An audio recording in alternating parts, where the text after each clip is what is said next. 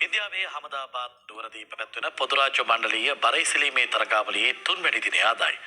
දෙවැනි දිනය වූ ඊයේ දිනේදී තවත් ලෝකඩ පදක්කම් 3ක් දිනා ගැනීමට ශ්‍රී ලංකාව සමත් වුණා. මෙම පදක්කම් ශ්‍රී ලංකාවට දිනා දුන්නේ ඉසුරු කුමාර, නිපුන් ශෙහාරා සහ සචිනි රාජිකායි. පොදුරාජ්‍ය මණ්ඩලීය බරිසිලීමේ තරගාවලිය මේ දිනවල ඉන්දියාවේ අහමදාබාද් නුවරදී පැවැත්වෙන අතර ඊයේ දිනේද ශ්‍රී ලංකා ක්‍රීඩක ක්‍රීඩිකාවන් තරග බිමට පිවිසියා. මෙහිදී බාලිකා කනිෂ්ඨ කිලෝග්‍රෑම් 53 බර පන්ති යටතේ තරග වැදුණු සචිනි රාජිකා ශ්‍රී ලංකාවට ලෝකඩ පදක්කමක් දිනා දුන්නා. සචිනි රාජිකා මෙහිදී ස්නැච් ක්‍රමයට කිලෝග්‍රෑම් 64ක් එසවූ අතර ඇයි ක්ලීන් ඇන්ඩ් ජර්ක් ක්‍රමයට kilogram 82ක් එසවුවා. Catching the barbell onto the shoulder, adjusting the grip as well, and doing well. Finishing a clean and jerk with 82 kilograms.